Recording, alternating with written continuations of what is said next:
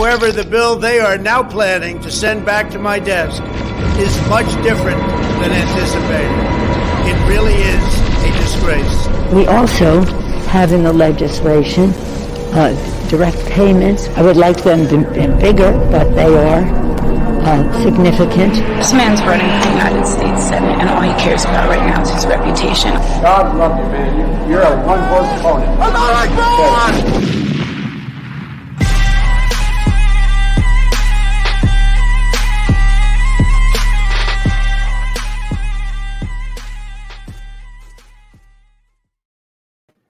Assalamu alaikum wa rahmatullahi wa barakatuh. Wa alaikum assalam wa rahmatullahi wa barakatuh. Welcome, Habibis. I'm Siraj Hashmi. I'm Mujahed Kobbe. And we are the Habibi Bros. Welcome to another episode of the Habibi Power Hour, where we talk about and wage jihad on the news of the week. And, Allahu Akbar. And we get a little inebriated as we do it. So, Habibis, Merry Christmas, Happy Festivus, Happy Hanukkah, Happy Holidays to all of you tuning in. As you can tell, we are obviously very festive. I have my Santa hat, and of course, Jay has his I'm gonna blow up your house hat. I have my jihadi hat on.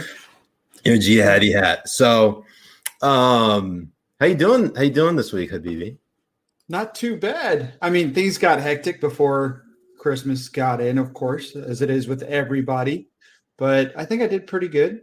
Got all the gifts sent out to all the important people, meaning just my mom. As we're tuning in, as we were launching right now, I'm happy to report that as we were about to go live, the Celtics Bucks game, because obviously the start of the NBA is this week. Celtics thankfully won because the two-time NBA MVP Giannis Antetokounmpo missed his second of two free throws, and so the Celtics.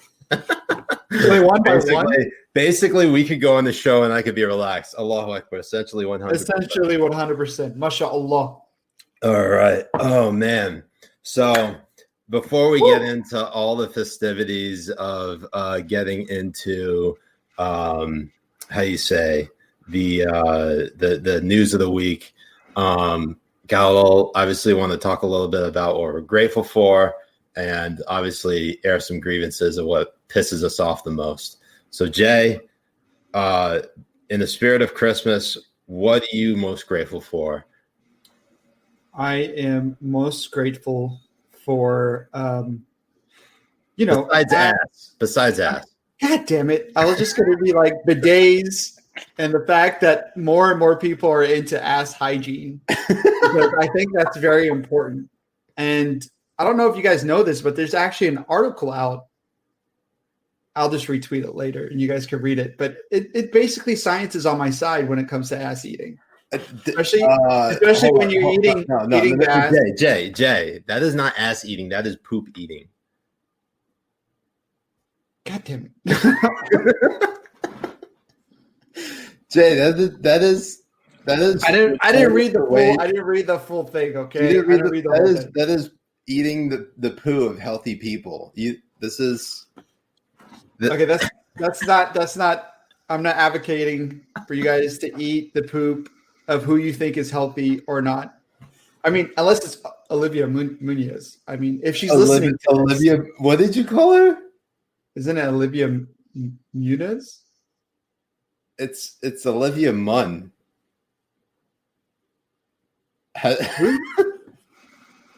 Who's Olivia Munoz?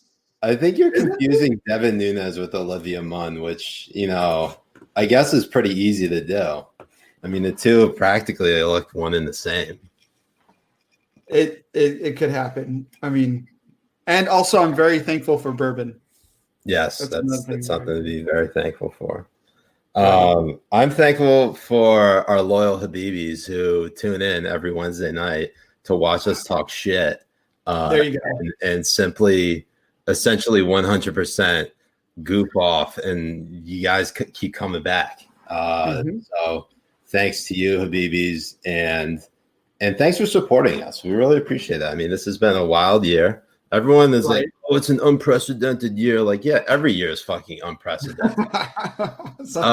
This one is just, unique in how shitty it is. Right. But I guess, and this is where I get into the point of like airing of grievances and the spirit of Festivus is like, everybody has had a shit year. Don't make yourself special. Unless like you particularly had a worse year than virtually everyone else.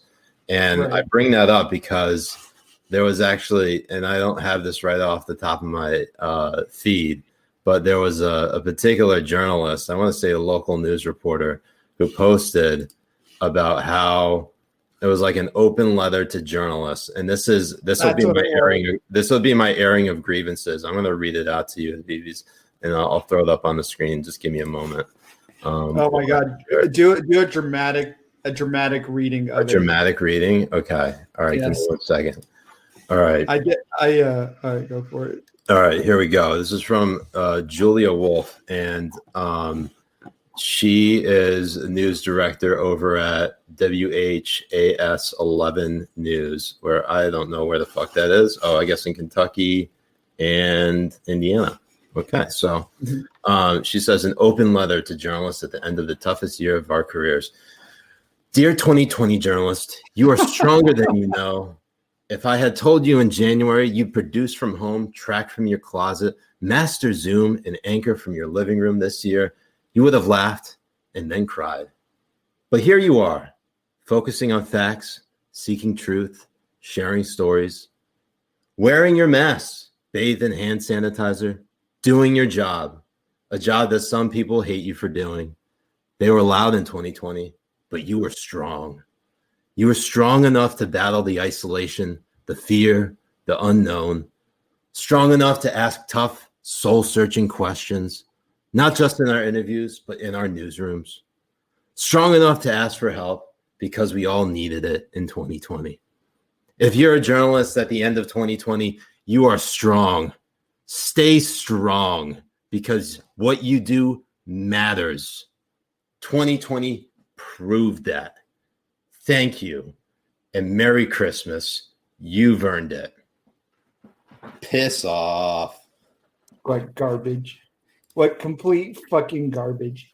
You can't find anyone who sucks dick like journalists suck their own dick. Look, I've spent my entire life having to disassociate myself from radical Islamic terrorists. This is harder to do. I hate,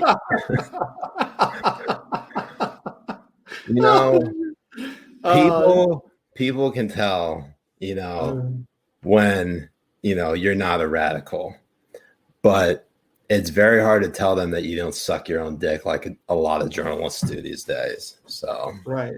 It's fucking insane. I mean, grocery store stalkers and cashiers had a more dangerous job during this pandemic year than journalists did. Yeah. Than any journalist did. And especially like people in the press, the most ones that were jerking each other off were the people in the press corps. How, and you could see multiple of them, how they're like, oh, nobody's wearing their mask and blah, blah, blah, and all this kind of stuff. And there were countless times either taking their masks right off right after the press conference was over, or as they were walking through the halls and shit. Yeah. Like, it's so fucking insane. There was no people this year who are more self-righteous pieces of shit than journalists were. Bo Sox says, you heard it here. You heard it from Siraj. Journalists are worse than terrorists. Essentially, that is 100% true. Oh, shit. Hey, BB, thank you. Siraj, you bought a PS5. Just how crappy of a year was it really with that being the case? Be grateful fool. I'm not saying it's been a crappy year for me. I think we have all had a collectively shitty year in different ways. I don't want to tell people I've actually had a pretty great year because I did. Los BB, we're turning back. Welcome back, Habib. We missed you. Democracy dies in circle jerk. Oh man. Oh man, Dan from last night says Journalist of the Year award should go to Tubin. He wasn't jerking other journalists off, only himself. What a treasure in the world of journalism. And Rachel said, "Thank you, Rachel. Jay, you need to gift yourself a tushy. Take a look at hellotushy.com. You're welcome." I'm gonna go on it right now. Let's go find out what that is. How's my audio coming in? I'm obviously working with a new mic here. MashaAllah, it's been amazing. Oh, good. Actually, I do have a bidet. Every house I have or live in or rent or whatever, I get a bidet for the bathrooms. I'm trying to normalize bidets for here in the United States. Hold on. Can I just show you what this website looks like? Yeah. These are actually really, really good bidets. They're fucking fantastic. Oh my God. This is beautiful. Particularly the guy standing on top of the toilet with his ass. And look at the old lady just sitting there with her hand on her ass. Oh my God. I'm serious. They need to. You need to wash your ass, America. America, wash your ass. It's important. It really is. Don't use a bidet. At least get yourself a lota. Yeah, that too. We used to use that in when I was growing up in Oklahoma. We used to get a little one of the little ones with the spout that they did for plants. Yeah. Lo says bidet Harris 2020. Oh, Rachel, thank you again. They even have a travel bidet. You know, you don't have to submit the $4.99 just to say that. We appreciate it, but you don't have to do that. Do it. So it's a nice follow-up. We appreciate it. Love you, Rachel Bibi. But Jay, I didn't get to hear what your main grievance is because I went through mine with my with that little that open. My main grievance was how hypocritical people, governors and mayors who have forced businesses to close down were. They're expecting everyone to sacrifice as much as possible, sacrifice putting food on their families' fucking tables, closing their businesses, all of this shit while they're out eating in restaurants like the French Laundry or going to see their family members in Thanksgiving when they're saying everyone else should stay in. That's my main grievance. Look, I'm not trying to downplay COVID or do any of that kind of stuff, but at the end of the day, when you look at how this has affected people's livelihoods and when the reports come out of the overdoses, people getting really, really addicted to alcohol, depression, all of these things are going to completely outweigh the benefits of keeping everything shut down. And that right there is my main grievance, because you will have the experts saying, no, you can go out and protest and twerk on each other's fucking booties and shit. But if you want to go and take your kids to the park, you're a fucking grandma killer. If you want to go to the zoo, you're a fucking grandma killer. Mm-hmm. This is my main grievance of 2020. The experts can suck my fucking dick and go fuck themselves. Governors and mayors who wanted to overstep their authority can kiss my ass. And I really think that nobody really needs to really comply with these rules anymore. I think it's fucking over, and I think it's time for us to just get over it and not forget these sons of bitches that put us through this. Yeah. Totally with you on that, just because I think nothing made me more angry at politicians than seeing. I mean, politicians are naturally hypocrites, but in the middle of a fucking pandemic, to see them do this was arguably the most infuriating thing I think I've ever seen. And yeah, they need to be called out for it and basically face the music for it.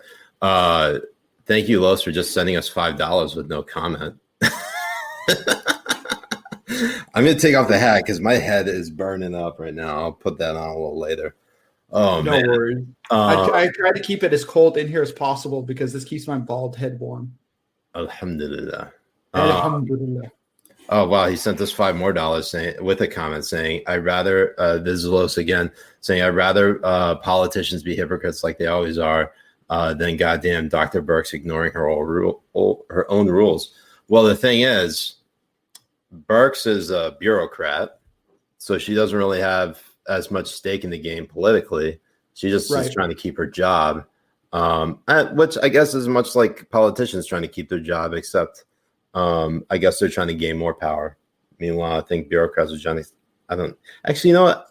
I don't actually think there's much of a difference between politicians and bureaucrats. So maybe you just bring up a good point, Los. Anyways, it blocked his profanity. Wow. Okay. That's what ended up happening. Anyways, but she wasn't. We'll talk more about Burks in a little bit, just because she obviously came under a lot heavy fire. But the breaking news tonight is that President Trump gave out 26 new pardons and clemency. Yeah, basically it's a strip club, and all the hoes are getting pardons. They're getting those dollar bills. They're getting them dollar bills, y'all. I mean, so on top of pardoning both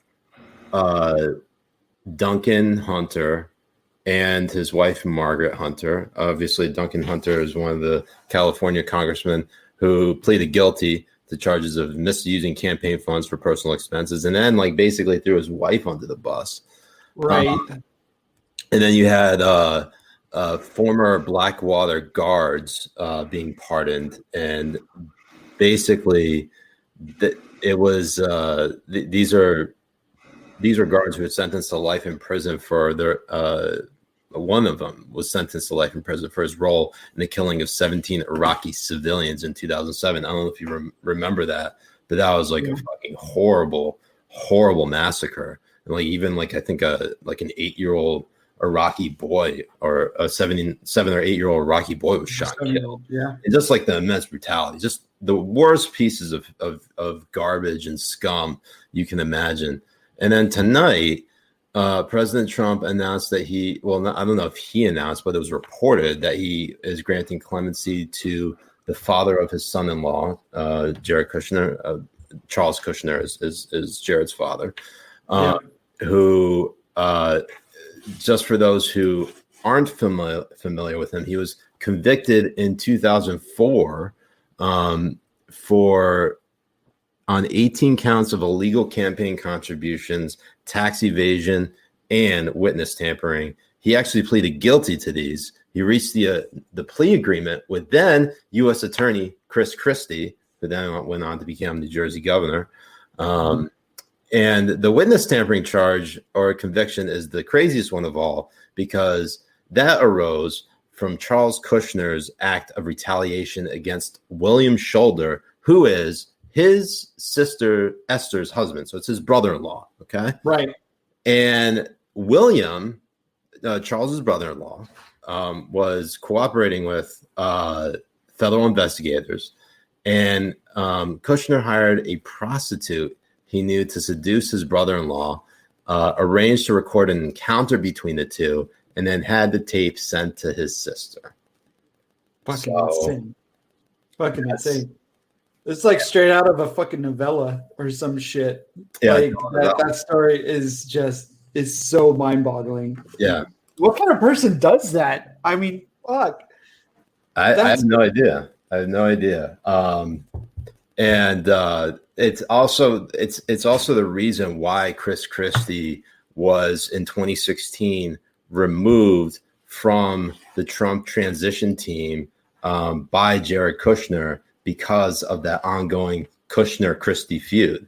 So Christie never got a position in the Trump administration because basically it would have irked Jared Kushner. And then he also pardoned Paul Manafort and Roger Stone. And, I mean, what needs to be said about Paul Manafort and Roger Stone? I mean, the two are obviously they are American heroes. Obviously incredibly corrupt and arguably very guilty of what they did. But, within presidential pardons, this is, look, I'm not making an argument for or against presidential pardon power. It is under the executive branch and basically within the presidential powers to grant pardons to whoever the president wants. Right. Sometimes they're gonna pardon people who deserve it. Sometimes they're gonna pardon people who don't deserve it. Just so happens that a lot of these people pretty scummy, don't deserve it. So the swampiest of the swamp. That's the thing. We can criticize all we want, but look, when the shoe is on the other foot and a Democrat ends up pardoning people, Democrats don't really have a problem with the people that say Obama pardoned. Like that, when Obama granted clemency to Chelsea Manning right before he left office in 2017. Right. There were a lot of Republicans who really hated that move. And,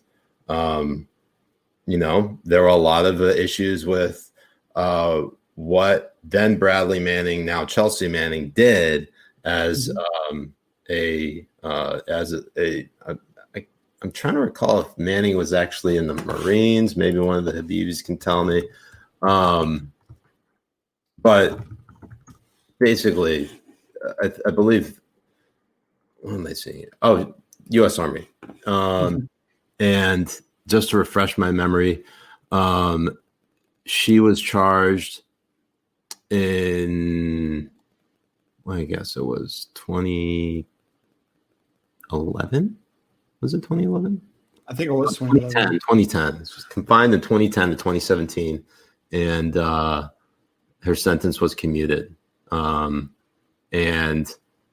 she was convicted by court-martial in July 2013 of violations of the Espionage Act and other offenses after disclosing to WikiLeaks, and I knew WikiLeaks was involved, nearly 750,000 classified or unclassified but sensitive military and diplomatic documents. So, just like Snowden, except Snowden actually leaked to reporters, and that's why Assange is in trouble, and that's why people are calling for Trump to pardon Assange because of all the the First Amendment issues that are involved, because some people don't like Assange.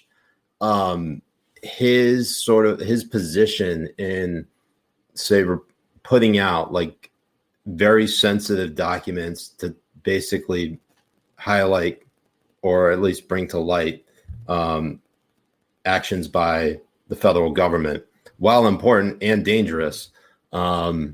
It's a slippery slope, because where do you draw the line in terms of like, this is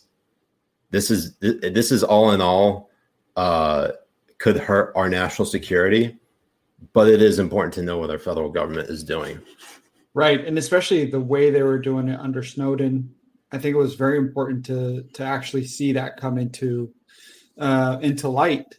But I still think that people like Snowden, I mean, it was a great, I think, thing for the knowledge of the American people to know what the American government was up to on it. But I still think that he needs to be punished in some way for what he did.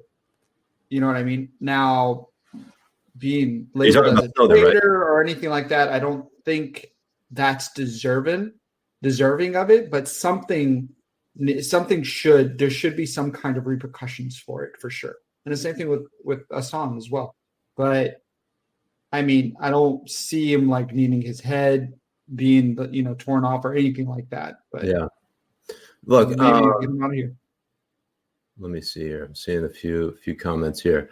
I know LB came through. Hold on, before we get to that, Faye, thank you so much. Merry Christmas to the Habibis and their families. Thanks to Siraj Jay for the Habibi Power Hours, which are very much appreciated during the COVID period. Joking and sarcasm aside, I'm thankful for you all and wish you all a great 2021. Thank you so much, Faye. I really appreciate it. Happy Hanukkah to you and yours, and Happy New Year. And if you end up celebrating Christmas, Faye, Merry Christmas. Thank you so much, Baby. We're very thankful for you guys. Baby, the MVPB. MVPB. MVPB, exactly. Let's see. LB, I'm looking for your original comment. Yeah. What there really need to be are more commutations. One today was really good. I tweeted about it. Let's go find it. Let's find her tweet.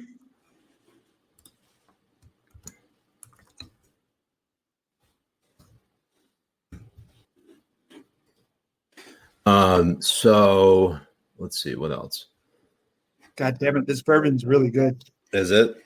She continues on saying a woman got 20 years because she went to trial. All right, so let's find it here.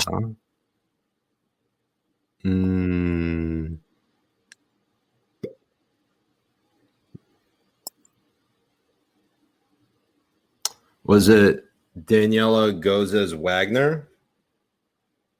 That looks like to be the one. Let's pull it up. So Daniela Gozes Wagner, President Trump commuted. Here, let me just take off the banner for a second.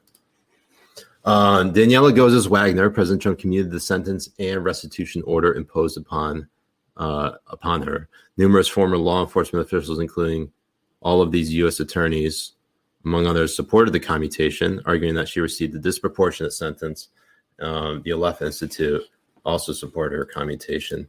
Wagner, who was a single mother of 2 children, who's been in federal custody since 2017, conviction for healthcare fraud and money laundering. She worked as a mid-level manager for a company that improperly received Medicare and Medicaid funds of the individuals in Wagner's case. And yet Wagner was the only defendant to go to trial. She received a 20-year imprisonment sentence in order to pay $15.2 million in restitution. Holy shit. That's crazy. She got 20 years in prison. 20 years. And $15 million fine for improperly receiving Medicare and Medicaid funds, which, unless she embezzled, that's fucking insane. It's so crazy. Let's continue. Let's just for more than her other defendants too. I wonder why that's the case too. Yeah. Anyways, the sentence was significantly more severe than the sentences imposed on the other defendants, several of whom played a more central role in the fraud. Her sentence was criticized by numerous former high-ranking U.S. officials as disproportionate to her crime. So I'm glad you brought that up, LB, because I think it highlights a really important thing. While our justice system, while it isn't perfect, it is certainly better than anywhere else in the world. But in spite of that, we still have cases such as this where it's not so much about serving justice as it is about getting quotas. And in terms of for people who, they're either easy targets or they fall into certain traps, or they don't have enough money for proper legal representation. Those people end up getting screwed. And, that sort of the idea of like the idea of a gravy train. For a lot of these prisons, I'm not talking private prisons, but I'm talking about federal, and state level prisons that receive funding. They have to maintain a quota, or else the government doesn't keep them open. Like, if you don't have any prisoners, what's the point of having a prison? So in order to constantly get more money in the budget, you have to constantly lock up people. And if if it so happens to be someone who isn't, the worst person in the world, but you give them a hefty sentence, so fucking be it. It's crazy, but that's kind of how, I know it's kind of cliche to say prison for profit, but like in some ways it's kind of like that. Right. And it really kind of is. It's the same thing you see on the streets too. I mean, not the same level, but also like police officers at the end of the day who don't the reason why there's more traffic tickets coming in at the end of the month or the end of the year or anything like that is because they're in the same incentive of quotas and needing to meet these different kind of quotas and criteria. And that's one aspect of justice in our system that I think is really, really stupid, because you can't be looking at this in the same way you're looking at it as a business type setup where there's a supply and demand aspect of it. Yeah. That there's more, the more you have people that are doing crimes, the more demand you have for, prisons and all that kind of stuff. So you have to make up those crimes to artificially look like you have that supply. I mean, if that was run like a business, they would go into fraud cases and people would go to jail for it. Yeah. And I honestly think that there needs to be some sort of repercussions like that, where people either lose their license, they lose their bar, they lose whatever the fuck they call it in lawyer language, or they go to they lose their ass. Yeah, exactly right. I eat their asshole.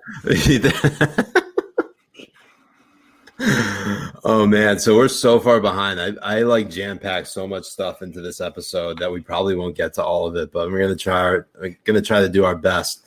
Because another big news, Trump, in addition to the pardons, Trump vetoed the National Defense Authorization Act, which for 59 years has passed basically without any hiccups.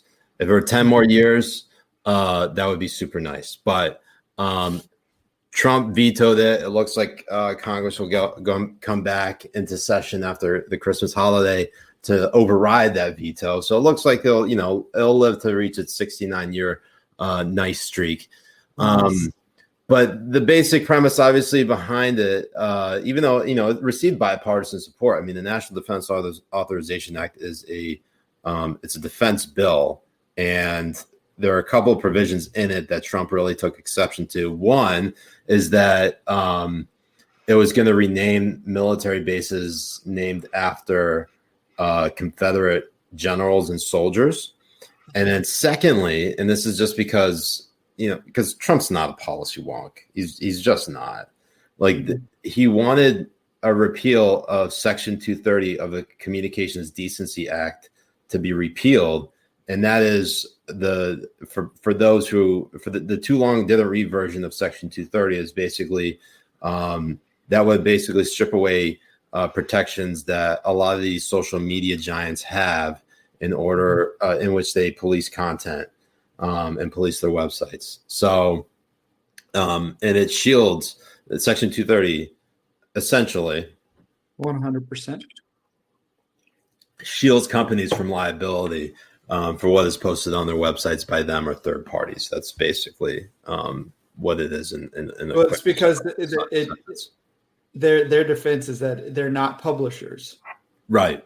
So that's why they should be protected under it. But if they are, in my eyes, like there's a point to be made where they are,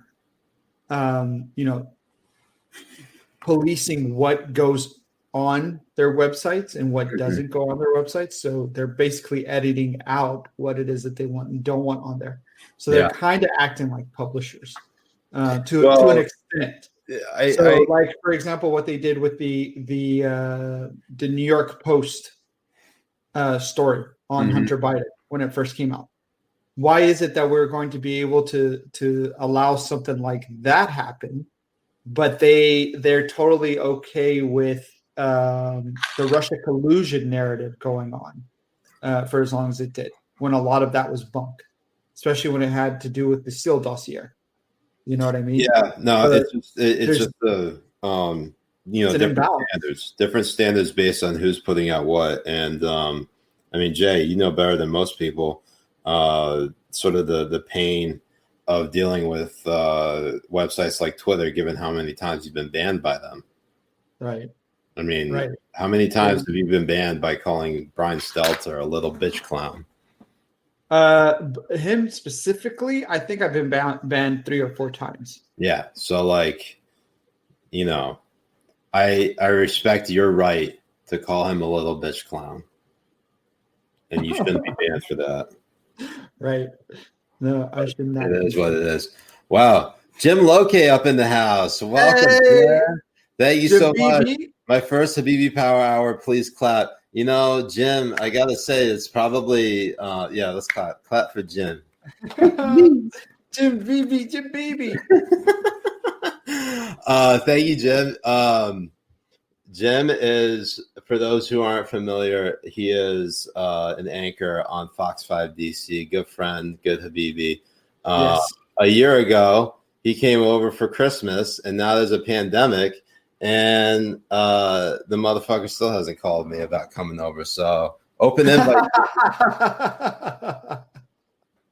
No, seriously though, Merry Christmas, Jim. Hope you have a great holiday. I don't know if you're spending time in Pittsburgh, but if you're around, let me know, man.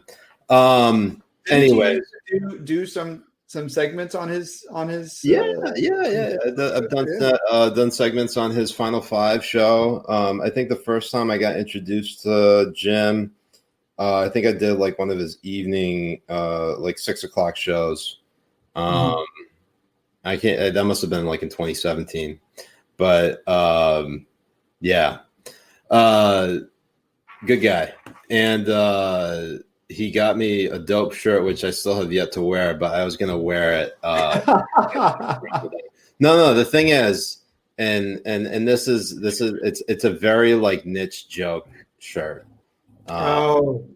So I'll reveal it at the right time. So Habibis, just make note of this. Jim Loke gave me a shirt. I'm gonna wear it on one of the broadcasts. I just waiting for the right time to debut it. So just hold up. Coming.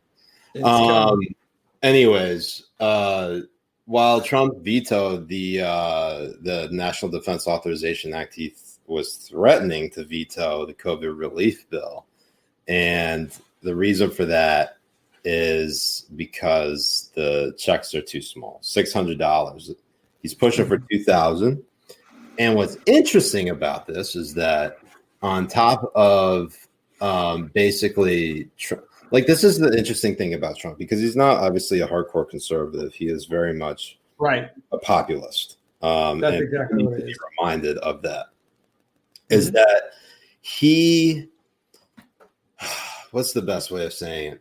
He has some leftist streaks sometimes. And this is one of those times where he has a leftist streak where he's like, yeah, give the American people more money. They should have $2,000. They should have $4,000 if they're a couple. And so he called it a disgrace. He called the bill that the establishment pushed for a disgrace. And it's crazy because you got people like Alexandria Ocasio-Cortez, despite her rhetoric and voting for the bill, she is basically in agreement with President Trump on it. Rashida Tlaib, who was also in agreement with President Trump but voted against the bill, she's on board.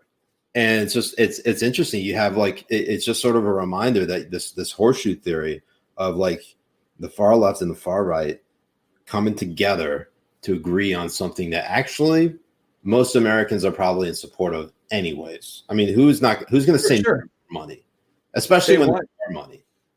Yeah.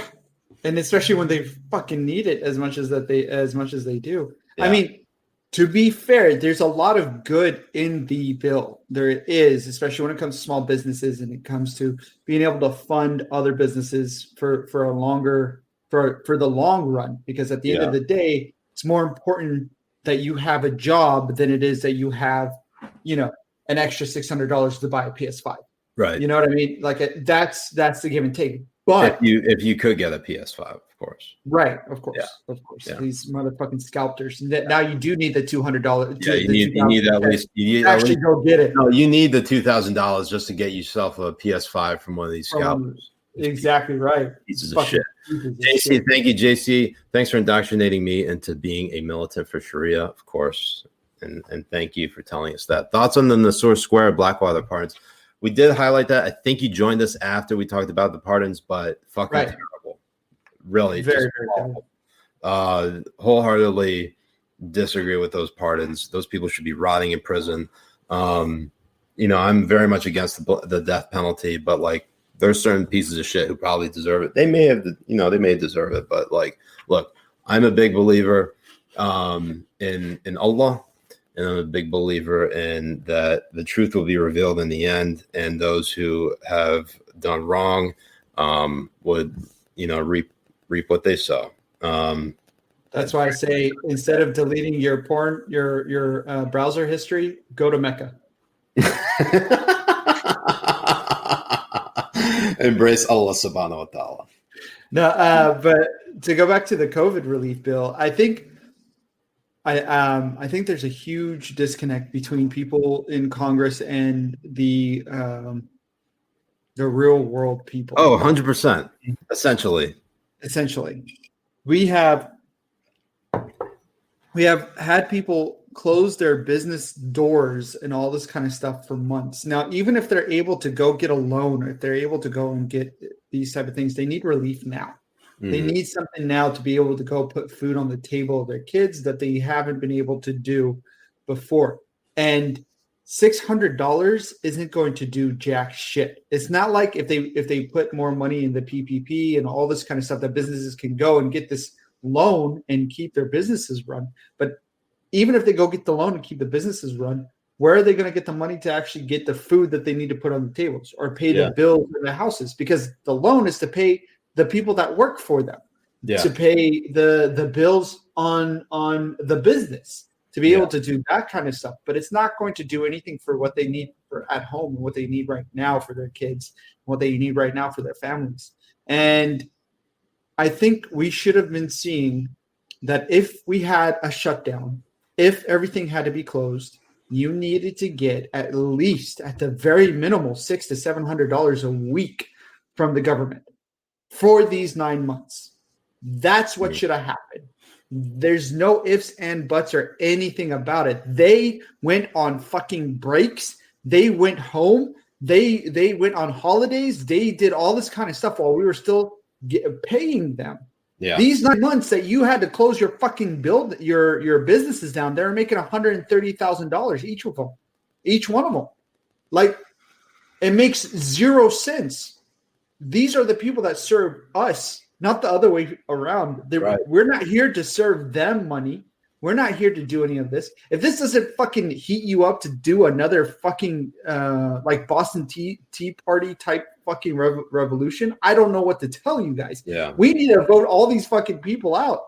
At the very least, every one of them. Not one of them is without sin. Every one of them needs to be jihad upon. Well, you know about that there's that interesting phenomenon where, like, obviously Congress has such a low approval rating, but almost everyone, when they're polled about their own respective congressman or congresswoman, they're always like, "Oh no, actually, my congressman's pretty good."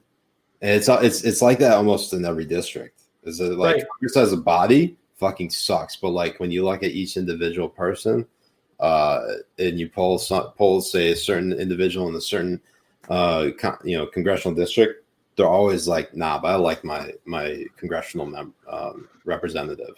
I think they're doing good work." It's always fun. It obviously doesn't, depends on the party, but in some safe districts, if you have a Republican congressional member in office and you're polling a Republican, like 9 times out of 10, they're going to like that person. So, of course, I mean, you could have a stuffed animal in AOC's district. Just call him a Democrat, and he would. That is 100% basically what Pelosi said. Like, Pelosi said, you could put a glass of water and have a D next to its name, and it would get elected in AOC's district. That's actually what started. That's what started, like, the shots being fired between those two, and now. We're basically now at round 2, where AOC is basically not challenging Pelosi, but basically thinks that she shouldn't be Speaker of the House anymore, which I think she would probably gain more support for. I actually think it would be better if Republicans decided they were going to vote for AOC as Speaker of the House. That'd be fucking wild. Oh, it would be great. It would be so great, because then you'd have more people listening to the shit somebody like AOC has to say. Yeah. And realize how fucking stupid bullshit it is. Yeah. And welcome, Mickey B. Mickey McBeebe. Merry Christmas McBeebe. and welcome. Glad you could join us. Yeah, David Bowers. Thank you, David. I hope I'm pronouncing your last name correctly. Thank you for the question. Merry Christmas to all Habibis. Thanks for turning me into a simp for Sharia. See, you could say simp here and not get banned. Unlike Twitter. Exactly. Unlike Question: should pardon power be reformed via constitutional amendment? Quick answer: no. I don't think so. I think it's a very partisan issue because as soon as people have look, it is well within. Where do you draw the line in particular? Sure, the people that Trump pardoned are horrible people, horrible people. But if you change the rules because you simply disagree with one or two or several different pardons, you are essentially 100%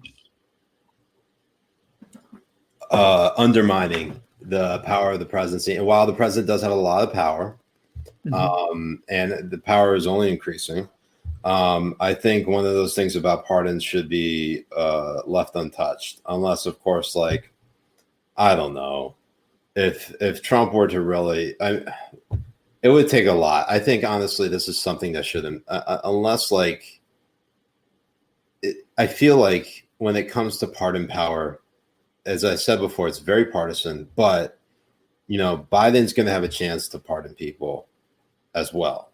And he will likely piss off a lot of Republicans and conservatives for it. Right. Should basically the constitutional, should his authority be diminished because Trump abused his? I don't know. I don't think that's a good argument.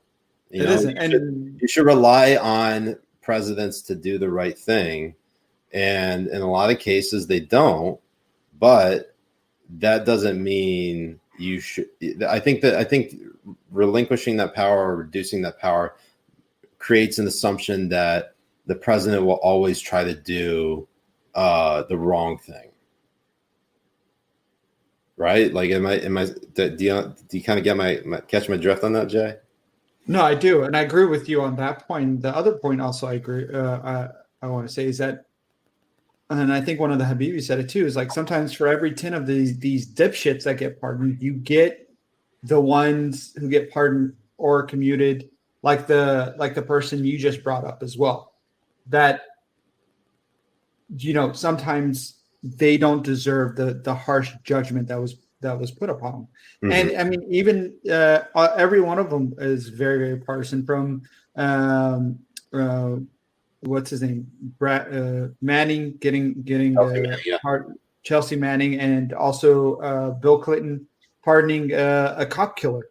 Like, these can be all very, very what were they called? Bill Clinton's midnight pardons. Yeah.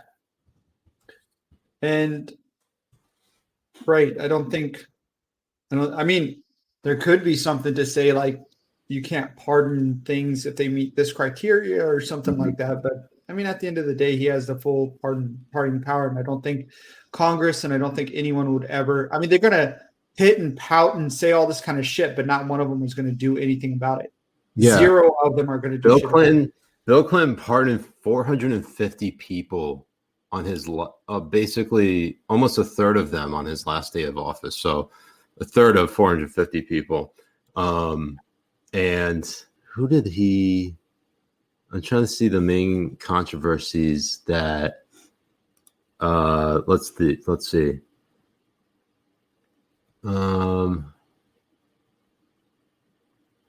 Okay. The pardons of Edgar and Vanna Joe Gregory, owners of the Carnival Company, United Shows International, they were convicted of charges of bank fraud in 1982.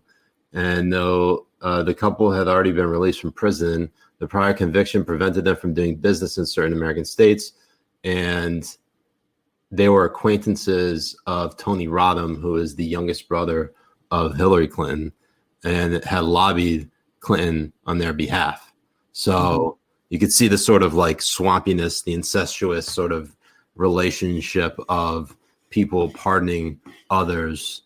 And while pardoning will almost always be swampy, it is part of I mean, it's part of the president's constitutional authority. I mean, even Clinton pardoned his own brother, Roger Clinton, for drug charges after having served the entire sentence more than a decade earlier. Presidents have the power to do that. I mean, Gerald Ford pardoned Richard Nixon. That was the most, I think, the most infamous pardon right there, given how Richard Nixon wasn't actually convicted of anything, but he was almost impeached, and he was almost ousted from office and decided to resign instead. And the most controversial thing Ford did was pardon him. So anyway, I know we've sort of gotten into the weeds on a lot of that stuff. I really want to highlight some of these other stories that we got going on here. Yes. For one, in Biden world, basically, so today was actually the last day of Bill Barr being the Attorney General. And according to a report from FoxNews.com, he said this week that he had not seen a reason to appoint a special counsel to investigate Hunter Biden, the son of President-elect Joe Biden. But there are currently ongoing discussions about Hunter's tax affairs, and a lot of it is obviously based on his laptop that was seized and it was reported by the New York Post. Interestingly enough, I'm going to play this clip because this is like Joe Biden. This is, classic Joe Biden right here, responding to a question from Peter Ducey just the other day. Merry Christmas, everybody. Thank you. Do you still think that the stories from the fall about your son Hunter were Russian disinformation at his smear campaign, like you said? Yes. God love you, man. You're a one-horse pony. I tell you. Thank you. I promise you my Justice Department will be totally on its own, making its judgments about how they should proceed. Thank you. You're a one-horse pony, Jay. Thank you. You're on a horse, my man. You're a one-horse pony. One-horse pony.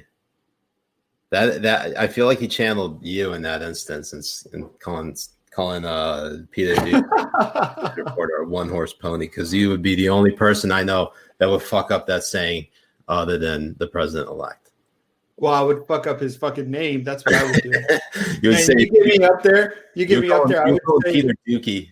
that's what I would do. But I would call these fucking journalists worse shit than that. That's for sure. I would love to be up there, man. Can you imagine if I was press secretary for one of these people? God, man. That would be. I mean, look, I would run for president just so that you become my press secretary. I would love it. That would be. If I was president, I would be my own press secretary. If I was president, I would be there every fucking day, 100% of the time. Is it true you like it to eat ass? Yes, you son of a bitch. Your mom likes it too. Miss Acosta loved it when I stuck it 3 inches down her fucking mouth. Oh snap! We got some. Did Janice get? Hold up. We got some Habibis chiming in here. I want to make sure I highlight each and every one. You missed Carlos. One of Carlos's. Shit, where's Carlos? His last. I have Boris here. Boris saying, "Here's 10 English pounds. Merry Christmas, America. Take that, COVID." Thank you, Boris. Thank you for joining us. I know it's really late in the night, early in the morning. We appreciate you being here. Boris is a true Habibi. Thank you, Janice. Merry Christmas to all the one-horse pony Habibis. I'm sorry. I don't know where Los's thing went. Well, he was asking about the thoughts on a cameo in the Mando series, but you haven't watched it. It's a spoiler. It's a spoiler. I haven't. It's a spoiler. But to answer Carlos's question, I thought it was very well done. I'm happy that it brought it in, and I think their ideas into expanding it into a lot of the expanded universe and the stories, and starting to bring some of those slowly into canon, I think it's a very smart move, and I think they're doing it very, very right and tastefully, and it's going, in my mind, going to help amend all the damages the sequels did to Star Wars. I cannot wait to watch the new season of Mandalorian. I'm going to watch it soon, but I'm trying to get my wife to watch the first season with me. I've seen the first season. I just want to get her to watch it too. But I might even have to go back because she doesn't really have a deep appreciation for Star Wars. So I might have to take her and watch all 9. No. All 6. No. And then, I never watched the sequels too, just to see how show her how bad they are. I got to do it. Yeah. Anyways, Steve donating $19.01. This plus Jim's contribution is nice. Merry Christmas to all the Habibis. You are all amazing. Jay, this ride is incredible. You steer me right again. You're very welcome, Steve Beebe. I'm really happy you like the Angels in V-Rye. I can't find that shit here for nothing. It's insane. Yeah. None the Wiser says if Siraj doesn't watch the finale of The Mandalorian in the next 12 hours, he needs to be deported. Essentially 100% true. I love it. Hey, drink. Yeah. Yeah, sorry. Anyways. I like how you're like, yeah. No, yeah. Oh, fuck yeah. Other news in Biden world, basically, so Biden nominated Miguel Cardona as education secretary. I don't know much about Miguel, except he comes from Connecticut, where I'm from. So that means he must be terrible, like me. Not like you. I mean, you're the best out of the garbage. Thank you. I appreciate that. So it comes from our heart. We'll see what happens. And then we have this other clip I have from Biden, because for those of you who aren't aware, we didn't cover this much in the last week because the news was still developing. But not this past weekend, but the weekend before, there was reported by Reuters, there was a massive cyber attack of both the U.S. Treasury Department and Commerce Department. And while the Trump administration acknowledged that there was a cyber attack, they did not say where it came from. They thought that they were backed by the Russians, and it was reported that they were backed by the Russians. And obviously, with so much going on, despite the fact that we're entering Christmas in a couple days, there still is just a lot of news going on. And I think like maybe last week we thought that, things are going to finally calm down. No, they're picking back up, or everything's crazy, or just basically trying to be more diligent about what we're covering. But this is basically a clip from Joe Biden. I believe it was either today or yesterday. I love these clips. I love them. Let's just play it. In an age when so much of our lives are conducted online, cyber attacks must be treated as a serious threat by our leadership at the highest levels. We can't let this go unanswered. That means making clear and publicly who is responsible for the attack and taking meaningful steps to hold them in account. Initial indications, including from Secretary Pompeo, Secretary of State, and Attorney General William Barr, suggest that Russia is responsible for this breach. It certainly fits Russia's long history of reckless, disruptive cyber activities. But the Trump administration needs to make an official attribution. This assault happened on Donald Trump's watch when he wasn't watching. It's still his responsibility as president to defend American interests for the next 4 weeks. But rest assured that even if he does not take it seriously, I will. Okay, so highlighting that because basically it was reported in June 2017 that the Obama administration sat on evidence that the Russians meddled in the 2016 presidential election, and they feared that acknowledging Russia meddling in the 2016 election would reveal too much about intelligence gathering and be interpreted as taking sides in the race between Hillary Clinton and Donald Trump, which everybody started blaming Russia for Trump's victory anyways, right. If you're a critic of Trump. So it's hold up. We got you, BB, up in the house. What's up, shit, King? What's up? Yes, sir. Some gay shit, probably. He missed it earlier on. Wow. You missed the real gay shit. Calling us nerds. Amazing. Look at Wait this. till later on tonight. We're gonna be playing some God. Yeah. So yeah, just cyber attack, bad. Russia bad. Russia bad. Cyber attack. No, but it was funny because it was into the notes is that in 2016, Obama admin actually didn't really weren't as harsh as what Biden was saying in this press conference when they found out about Russia meddling in the 2016 election. They kept it silent. They didn't bring it out or say anything about it. Yeah. So it depends. So it all just depends on who they think is going to help politically to actually talk about it. Yeah. Bean Dude says, or Navy says, why is Yashar Ali here? For the white boys? The white boy, excuse me. Do you see this? Hey, whoa, I'm the whitest of the boys here. That's what I'm talking about. There's a white boy. That's Siraj. He's wearing a fucking Christmas hat. I put it specifically on for Yashar so you could see just how gay I look. Anyways, so moving on, Mayor Pete actually, there was a report from CNBC today that Mayor Pete actually got major presidential campaign contributions from executives at the same company that have infrastructure businesses within the city of South Bend. So looks like Mayor Pete's guaranteed to slide that transportation secretary post. Yep. It's going to happen. Nolan Harris, Biden's going to start a war in 6 months, isn't he? Essentially 100%. I really think so. Yeah. Oh, Yashar, you too. Yashar. Oh, Yashar. Giving us the nicest amount right now. Right. Fuck, I'm a quarter way done with this bottle too. Yeah, I'm babysitting this Knob Creek, the knob.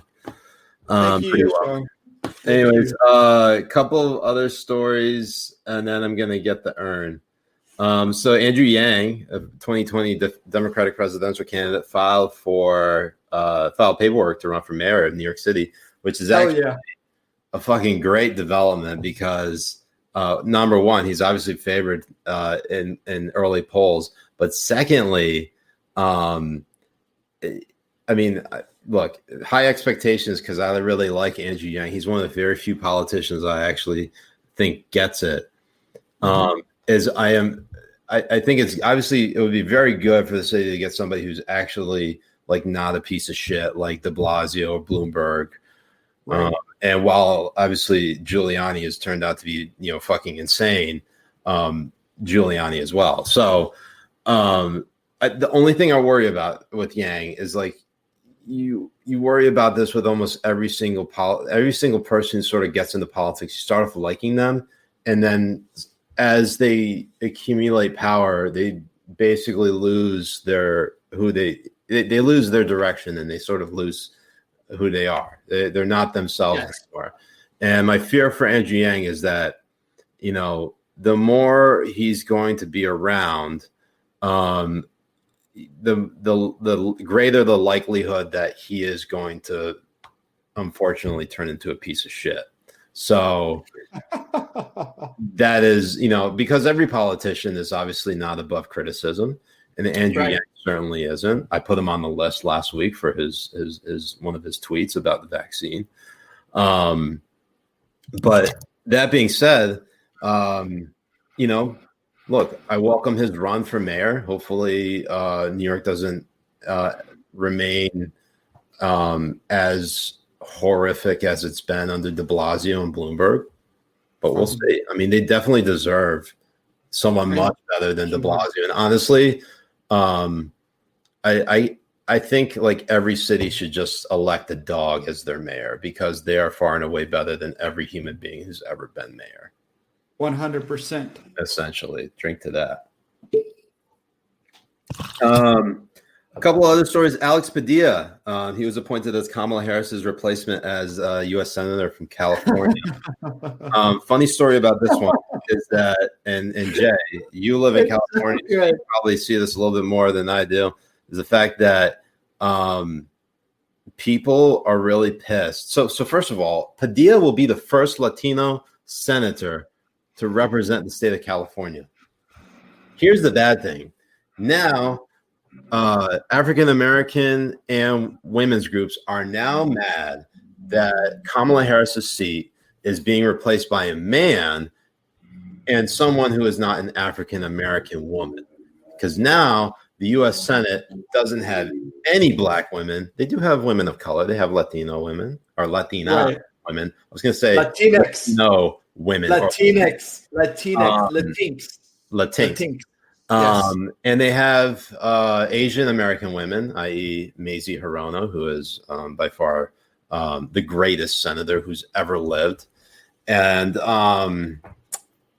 then they have if Raphael Warnock and Georgia does not win his Senate race, you will have one black man per party in the Senate. You'd have Tim Scott, Republican, Cory Booker, Democrat. They would be split even.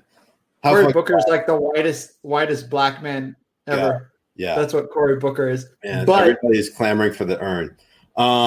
Two more stories, and I'm getting the urn. Robert E. Lee statue removed from U.S. Congress by according to what's his name? Ralph Northam, Virginia governor, who admittedly, or maybe not admittedly, dressed up in blackface and or a KKK hood in his medical school.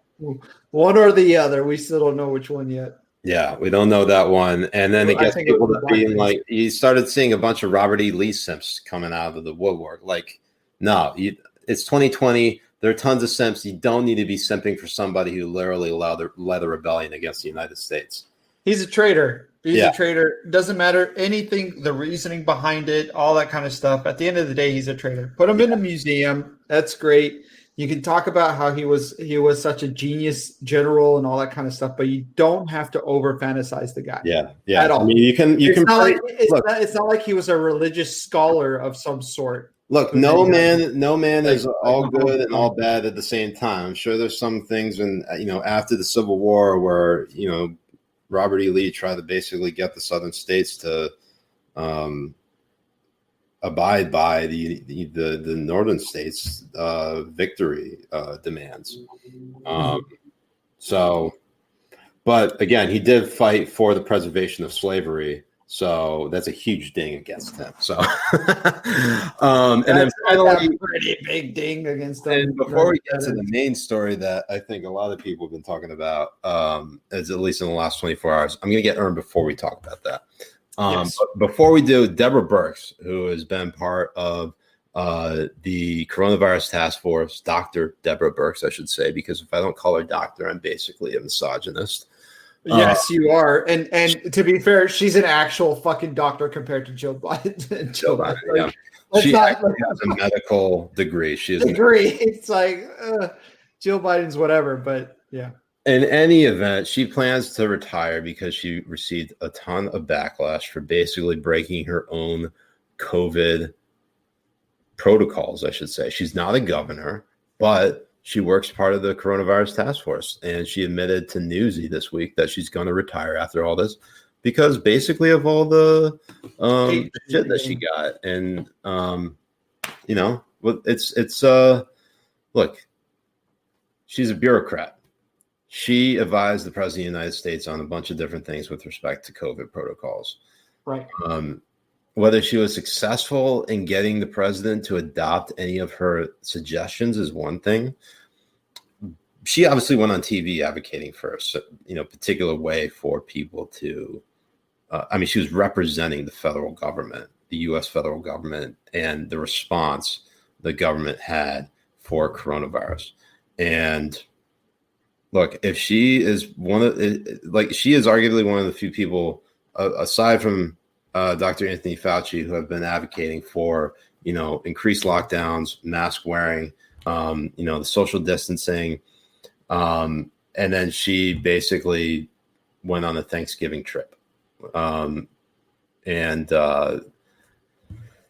Basically all the flack that she's gotten for it, she's retiring. So, which is fine. Honestly, she should for that kind of shit. And the thing is that people in power, like mayors and fucking governors and all this kind of shit, who have been found to not follow their fucking restrictions and their orders and their laws. Oh my God, what is going on? Hello. Sorry, I was just trying to take off my sweatshirt. Woo!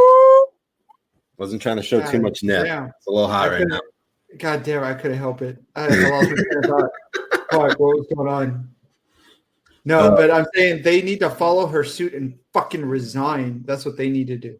Like at least she's getting the fuck out of there. But I mean, come the fuck on.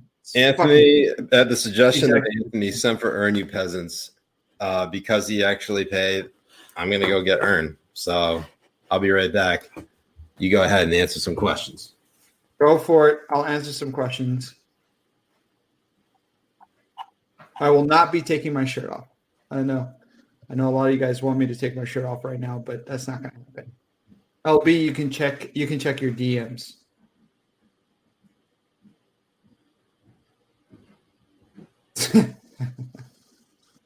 Josh. You ready? I'll do it. I mean, come the fuck on. What are you chugging? I wonder. Are you ready? Let's go. I'm not going to do it. I can't do it. I'm going to sip on it nicely. Look, this is a brand new bottle too. It's actually really good. It's 59%. Not nice. Almost there. And 118 proof. It's a new bourbon. I haven't seen this anywhere. 5 years, really good. It's not good. I mean, it's not too bad. Here he is. Oh, guys, I will take it off here in a little bit. I mean, if you guys come and watch my stream while me and Siraj game, I'll take my shirt off. Yeah. Here he is, the Earn. Mr. Earn. Yes, Sayed. Yes, Sayed. Yes, Sayed. Yes. Okay. She sent me a picture of her drink. Okay, LB. Let's chug. You ready? I'm serious. Let's do it. I'm not doing that shit.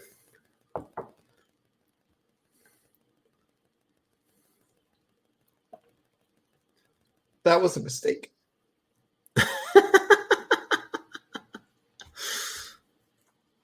Woo! Man, we're Yeah, game Faye BBS has later on tonight. Faye BBS has lost weight on his diet. I think he's looking slimmer. He's I'm looking actually good. very proud of him. He's been doing very well. So our president-elect he is fit for office. 100%. Essentially. God damn it. I just chugged this shit too. Thank you, Robert Jeffers. Burks is the Oh, I hypocrite chugged more than trifecta. Old as fuck, tried to hide her hypocrisy, play victim because she got savaged for it. But you two Habibis, always a pleasure. Happy Habibi miss. Thank you, Robert Jeffers. Robert actually posted a really great tweet this week that made me guffaw. Actually, I'm going to pull it up here because these are one of the few things that I think I look every time I get like a Habibi commenting. Like you guys are pretty fucking funny. How I look. Every time one of you guys roast me, I always laugh. Like that is just something that I will never think is not funny. But this was in relation to the COVID relief bill, in which it was reported. Now, again, the COVID relief bill and the omnibus that was given blessing by the Trump administration to basically package together so that it would have easy passage. But because of that, then you had all these groupings together of all the money that was going to be going to certain groups or certain countries and that being labeled as the COVID relief bill. So this is what I'm talking about. Not that particular bill. That picture. But Wait, it leads scroll into up. that. Wait, I think it leads wait. into that. Let's go ahead. Here we go. That picture. Tom It's Elliott so good. says the COVID relief bill also includes $10 million for gender programs in Pakistan, to which Robert Jeffers replies, finally some financial relief for Siraj Hashmi. And then, of course, Prison Mitch comes in with this shit. Perfect. Which then basically Malala Yousafzai. Oh my God, that's too good. It's too That's good. too good. Rachel says, Jay, take it off. I don't know what you're taking off, but Jay, take it off. Anyways, too many horny Habibis in the chat. I know. Maybe I need to start doing my my OnlyFans. Look at Dan. Chat is getting horny. Yeah, horny. Dan, just for you, I will not show everybody what I show your mom every fucking night before I start licking your ass.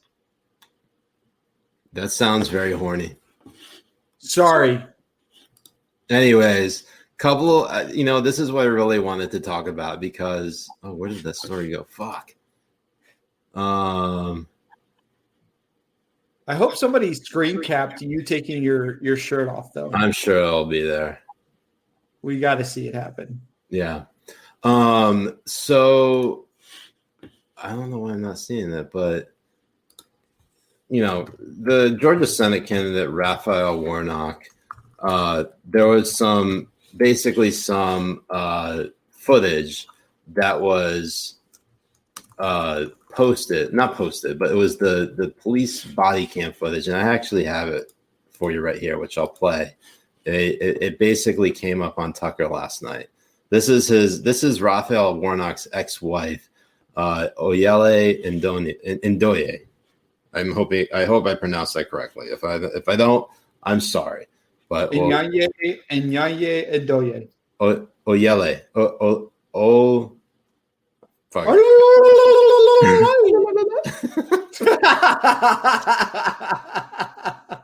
Ole. We'll go with Ole. Ole. God, I'm so sorry. But let's just play this clip. This is ex-wife. We should be laughing at this, but we're obviously way too hammered right now to take anything seriously. But this is a serious issue, so let me just really play it. This man's running for United States Senate, and all he cares about right now is his reputation. I work at the mayor's office, and this is a big problem. I've been trying to be very quiet about the way that he is for the sake of my kids and his reputation. I've tried to keep the way that he acts under wraps for a long time, and today he crossed the line. So that is what is going on here, and he's a great actor. He is phenomenal at putting on a really good show.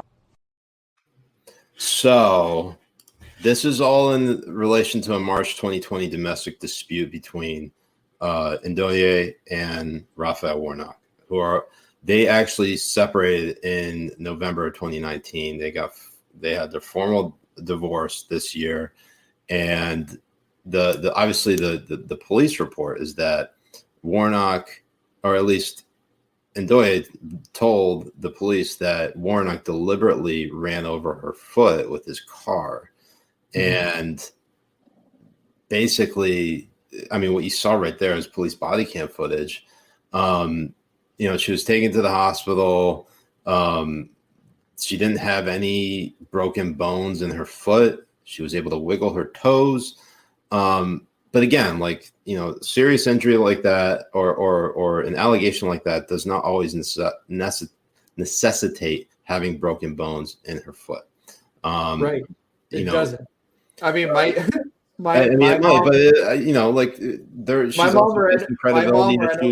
she's facing credibility issues about whether she actually was being abused or whether she's, hell hath no fury like a woman scorned.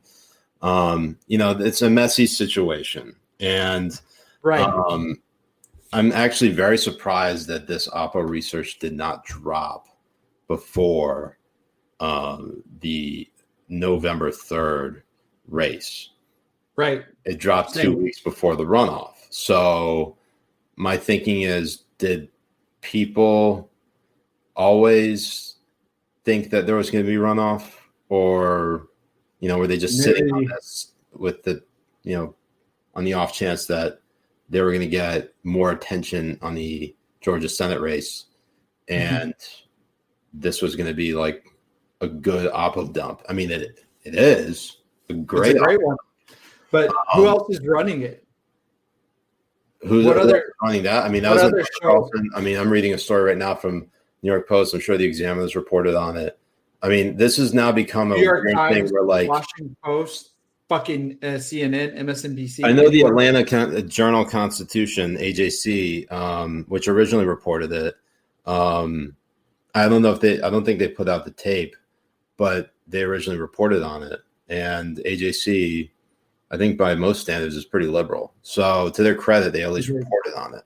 Now, whether they're going to harp on it, huh? No, but then I was going to say, then they ran another piece between him and Kelly Loeffler. Hold on. What did you call her? I was going to call her Loeffler. Law firm? Kelly Law Firm? Yeah. I was going to go with loafer. But then I was like, you know what? Wait. Bring it back a little bit. Yeah. Speed it up. Let's try again. And the way that they were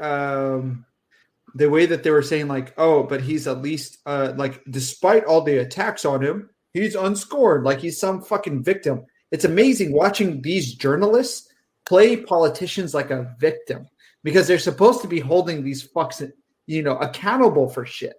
But instead, they like to victimize the people that they want to victimize. It's like Fox, like Hannity and fucking Lou Dobbs, making Trump out to be a victim every other corner that they could. Well, but the difference, Trump makes himself out to be a victim. It just so happens that Hannity and Dobbs just play along. But yes, there's a lot of, like. But journalists shouldn't be doing that, because like Hannity. I don't know about Lou Dobbs, but I know Hannity is an opinion journalist, or an opinion piece, or a commentator, what the fuck ever. Like, it's just it's a ruse, all that kind of stuff. Opinionated aspects in journalism, analysis, perspectives, blah, blah, blah. It's all garbage. Yeah. But when you have actual journalists come out making politicians out to be victims of something, it just goes to show that they're not supposed to be journalists. These are political activists, propagandists, acting as journalists and hiding behind that cover of journalism. And here in the United States, it's great that we have free speech. It's great that we are allowing these pieces of shit to be the amount of pieces of shit that they fucking are, because it allows us to come back and be able to actually voice our own opinions as well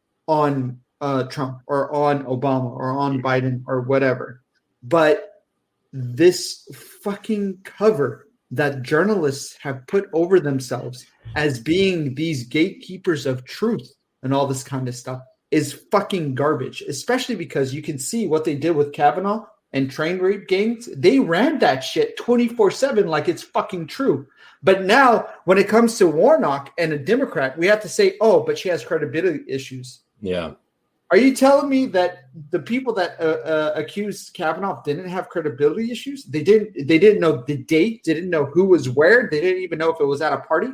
The main difference is fucking the accusers of Kavanaugh are white. The accuser of Warnock is black. What does that tell you? CNN and NBC is racist as fuck. Fuck these people. And every journalist that wants to say, oh, the credibility issue. Why? Because she's black? There's credibility issue because she's black? That bitch got a fucking cover on Time magazine with all of her words of what she fucking said against Kavanaugh, and because she's white. Over here, we're not going to see nothing happen over with what's happening with Warnock. Why? Because she's black, and we need to fucking force this narrative down their fucking throats. They are not reporting on it because Warnock's ex-wife is black, not white, and this is why they're not doing it. Because they're racist as shit. I mean, essentially, 100%. Before I get into that, Ernie is wearing the Santa hat all on his own. That is wonderful. He looks so fucking good. Ernie, are you okay, bud? He's so pissed off at me. What is it? Because no, he wants it back on. Look at him. He wants it. Okay, all right. Yeah. The reason for the season is earn. Man, he looks so good. And he actually looks really good with that hat on. No, he does. Yeah. Thank you, JJ Cheeker. Thanks for making 2020 less doo-doo. Cheers to all the Habibis and, of course, President Earn. Happy holidays, Habibis. I hope they are all very nice. Very nice. Thank you. Rachel, thank you again. Rachel, Merry Christmas, Happy Hanukkah, and Happy Holidays, Habibis. I hope we all find 2021 to be healthier and happier, filled with our full hearts, smart minds, and clean butts. Inshallah. Rachel, Boris is a lucky fucking man. Seriously. Boris, you got to get on that. She has a bidet at home. Oh, you don't want it on anymore? Okay, fine. King Earn gets what he wants. Wow, Habibis are really pouring in here tonight. Josh Goldsmith, thank you, Josh. We need justice for Warnock's and Jacob Blake's respective exes. Jacob Blake. Jacob Blake.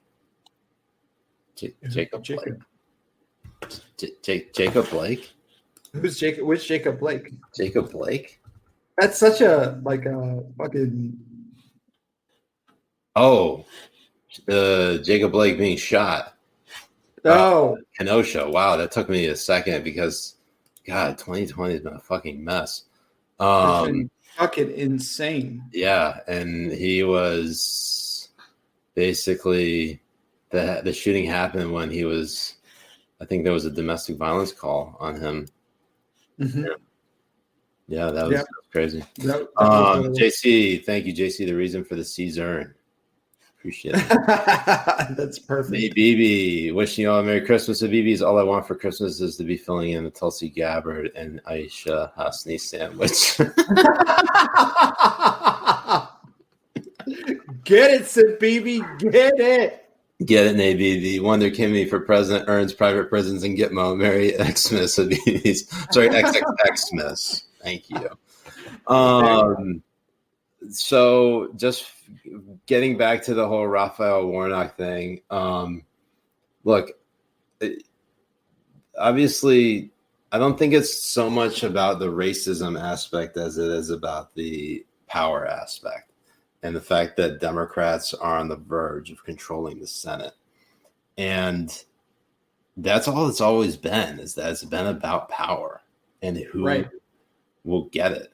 And I can see a media blackout of this solely because they don't want to hurt Warnock's chances of winning this seat. And it is a very close race. Now, it's interesting because Kelly Loeffler, while she may not be a Raphael Warnock, she's not like a phenomenal representative for U.S. Senate. I mean, she's married to the CEO of the New York Stock Exchange. I think she's one of the wealthiest members of the U.S. Senate. And she's just, I mean, for someone of her stature, she's incredibly out of touch with the American people. But Raphael Warnock is really extreme. I mean, he is, what is he? He's surrounding himself with the likes of Linda Sarsour and praising what he's praised. I want to say he's praised like Che Guevara and Fidel Castro. Like he is, and Louis Farrakhan.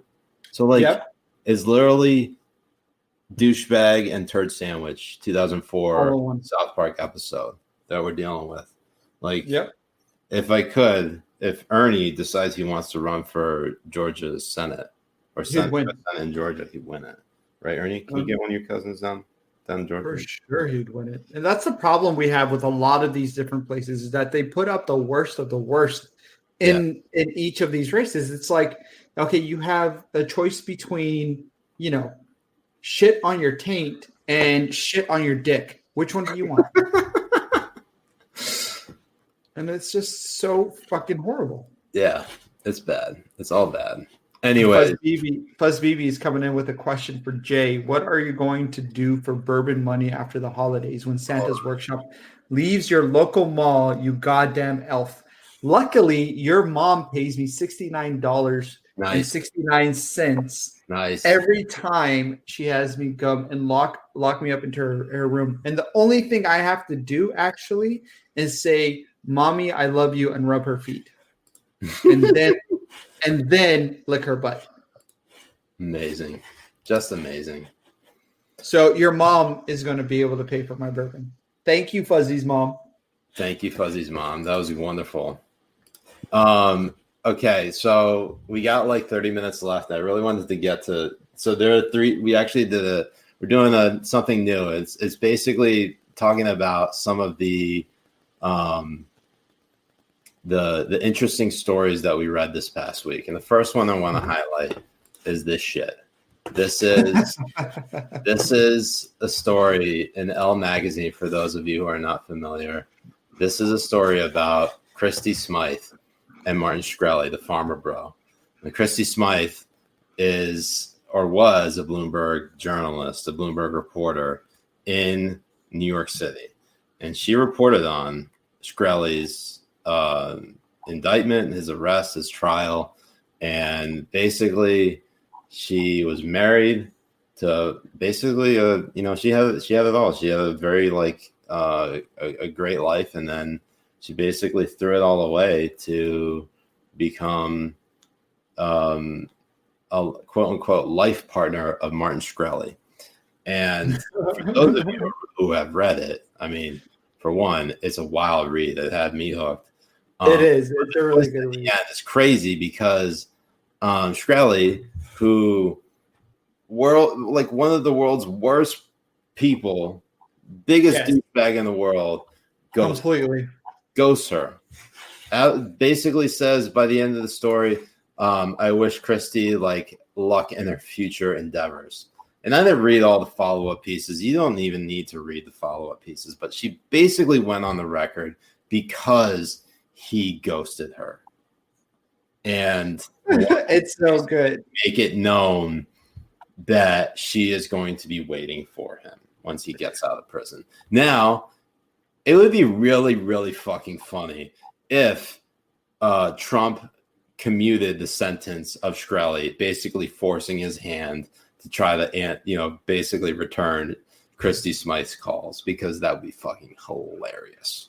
It would be great, but that's not going to happen. And it's really funny because a lot of the stuff that you read is that she came in here trying to victimize herself for being a fucking whore and going and leaving her husband, leaving all this life to go over to some charming, dangerous, oh my god, it's so hot type of whatever. Yeah.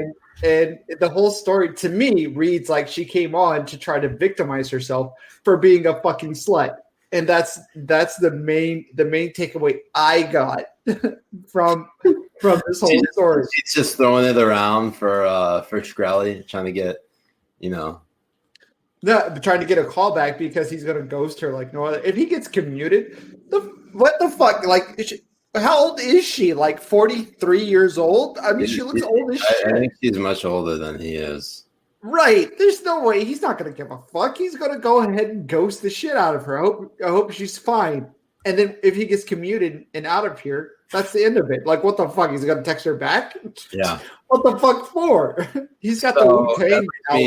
That brings me to my next aspect of the story, is that there was a nice little viral tweet going around, and it got a lot of engagement. Is post a pic of you next to someone who is slightly more famous than you. Notice the likes on that, 6.9 thousand likes. Nice. And I just want to highlight Peter Hasson of the Daily Caller, great guy, with Martin Shkreli. That's crazy. Look how fucking creepy he looks. Not only that, look at that fucking hunch on his back. Bro, you got some money, man. Get yourself in shape and shit. Hunch your back. What the fuck, dude? Yeah. I just, it's amazing to me thinking that Martin Shkreli is some sort of tough guy. Because Peter, if you just look at him, he could easily just kick him out of the window. Right. I mean, it would take one. Peter could become the hero we need and the hero we don't deserve if he simply just did that. Exactly right. Oh my god. He looks in that picture. He looks like a young Bernie Sanders. Yeah. 'Cause you know how hunchback Bernie Sanders is. Absolutely. Anyways,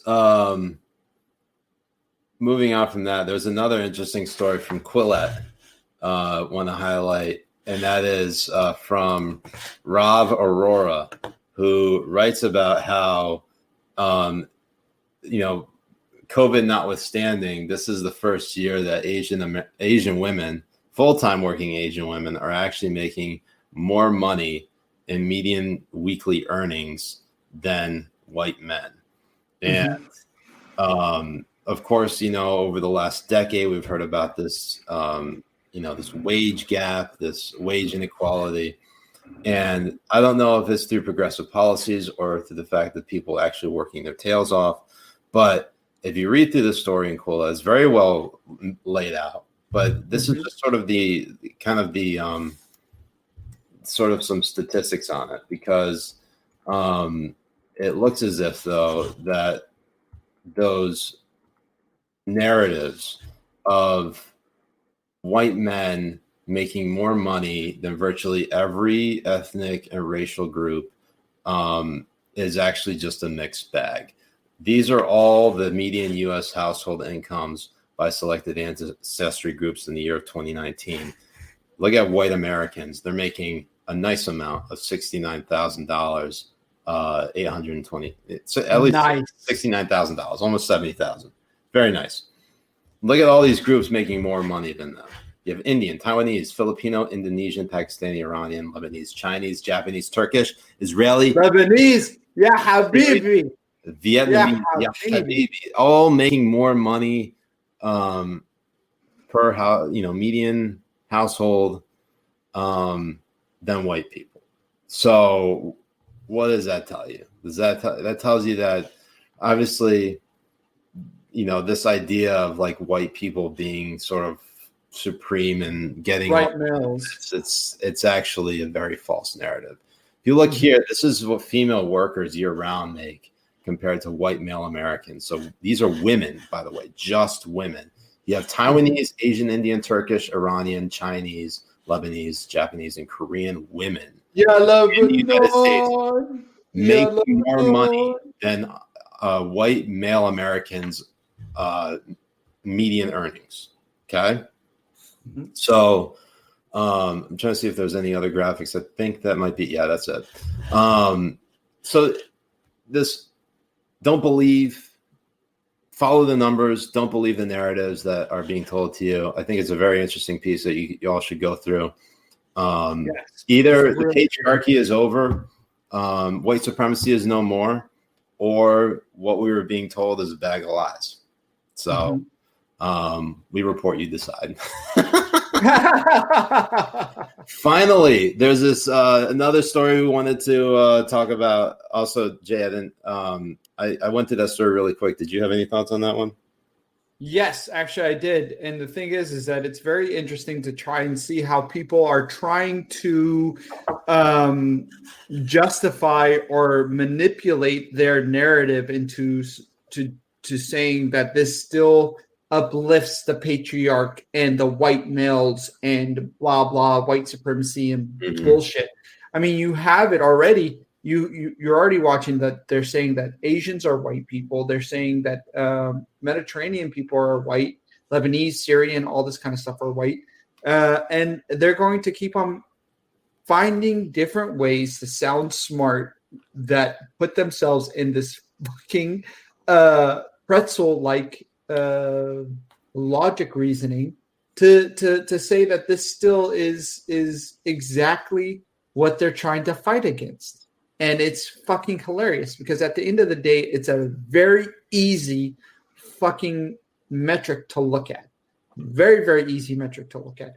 What do these people have in fucking common in comparison to the people who are not doing very well economically? And you can go ahead and put it. It's not racist to point these fucking things out. There is different type of thought and reasoning within a group that does play well for people to thrive in the United States. Mm-hmm. And they just have to have really good tasting assholes. I mean, I was just gonna say, I mean, like this is like your banner day here, because Asian women making more money, and the fact that you have an Asian girlfriend who's a doctor and making more money than probably both of us combined. well, yeah, she's making more money than me, that's for sure. It's pretty great considering how like we're basically trophy husbands, and you know, all we do is shit post online and stream and talk shit on Wednesday nights, and then go on Twitch and talk shit even more and play video games. We're literally living the dream. But you know, it's also a sign that like it's also a sign that for men in particular, because more women than men are earning postgraduate degrees. There are more women than men in college and graduating, and like it's only a matter of time for the workforce reflects that. And while there are like plenty of women who sort of go into becoming homemakers, or they take time off work to raise a family, by and large, women are finding ways to do both, or you're having men start to stay at home. For me, obviously, I'm staying home taking care of Ernie, who is our firstborn, because he's basically a child. But right. But he is the president of the United States, so I can't really be too condescending towards him, because he will deport me. You can't be condescending whatsoever. He is our fucking caliphate. Yeah. Not Steve says Siraj equals trophy husband, patriarchy confirmed, dead. Exactly. 100% correct. And the final piece we wanted to highlight is from the Wall Street Journal. This is actually a very fascinating read. It's not so much it's titled "How the U.S. Misread China's Xi," as in Xi Jinping, hoping for a globalist God and autocrat. Now, it doesn't go so much into the ins and outs of the U.S. relationship with China, in particular, the Obama administration, or any administration in particular, but it's sort of like a grander view of like Xi's background, how he got to be the premier and the I want to call it general secretary of the Chinese Communist Party. But there's some interesting insight there, because there's not a lot of information coming out of China about any of their politicians, let alone Xi Jinping. So it's a very fascinating read. It's by Jeremy Page of the Wall Street Journal. I encourage everyone to go read it. It's a little bit of it's not long of a read, but it isn't. But it's really good. I really, really enjoyed it. It's very fascinating in the sense that you start to find out why he thinks the way he does, and it also is sort of a quick look as to where the United States would be heading if politics became religion. And we're starting to see more and more that people adhere more towards political ideologies than they do to religious ones. And while you don't want to have a theocracy, an autocracy would be even worse, because then you basically have, you would have a totalitarian dictator who is basically God, and you would have and you see a lot of these people already fucking. It's amazing how not only journalists but people. I mean, we saw that in the Olivia Munez, the asshole I want to eat. We already see like how they treat a lot of these Democrats as like prophets or gods or saints or whatever, and you see that with the Trumpists as well. Like a lot of the very, very diehard Trumpists, they do that too, and it's a very sickening aspect to watch people do that. It really, really is. Yeah, I would eat her ass. Very, very much so. I know you would. This is the sweatshirt she has. It says, "Deck the halls with smart, strong women, comma, la, la, la, la, la, la, la." I don't know what to do with that. It's so fucking. It's so bad. You don't have to Go down. Go check. Look. Go far to see the thirstiest post right there. Hi, do you know?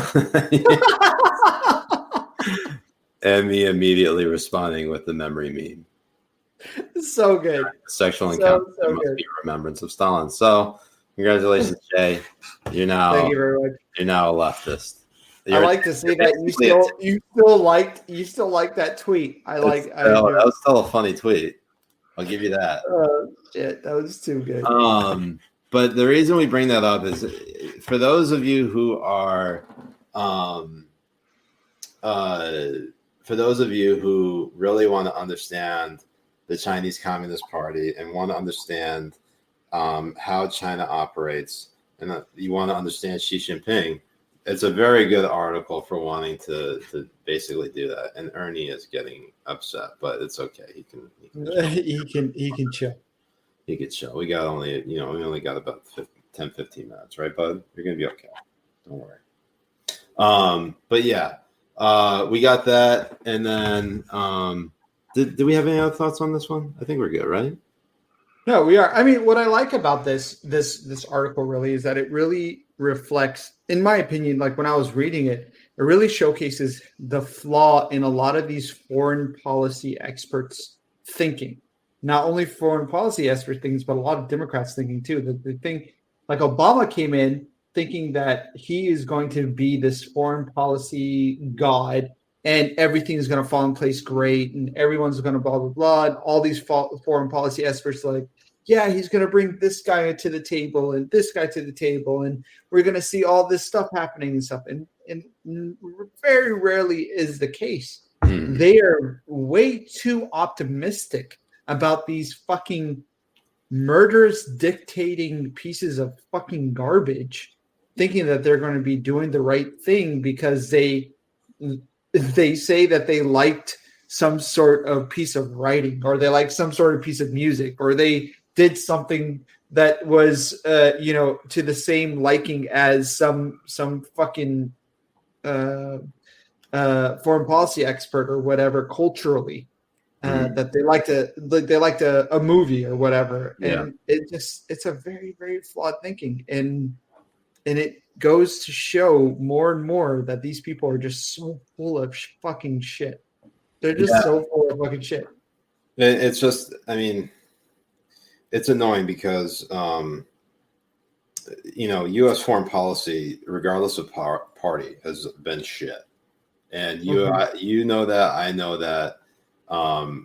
It seems like we can never really get it together because whether it's through soft power or hard, aggressive power, we're somehow always fucking it up just because we don't understand how other people think. And I feel like a lot of U.S. government officials have sort of this hubris and arrogance when it comes to dealing with foreign nations, and that we oftentimes get ourselves entangled in conflicts that we simply just don't belong in at all. And we drag our men and women into uniform into, and end up getting a lot of people killed. And I think everything is sort of exemplified by this Blackwater pardon and this massacre in 2007 in Iraq, where 17 people were killed, and including a young little boy. And I think that was that Blackwater thing was probably what really cemented my hardline stance on war, and how opposed I am to it. Of course, I was very opposed to it before we invaded Iraq, but still, right. You see the brutality of war, and I don't know why anybody would ever cheer that on. Ernie, you want to get down? Okay, I'll let him get down. Wow, Anthony Rivera, thank you so much. Holy shit. Just want to say Merry Christmas and Happy New Year to all the Habibis. I've been relatively blessed this year and have decided to give you this year for some reason. Give this to you for this year for some reason. You've all been a bright spot in my life this year, and I appreciate all of you. I also did this to one-up Faye.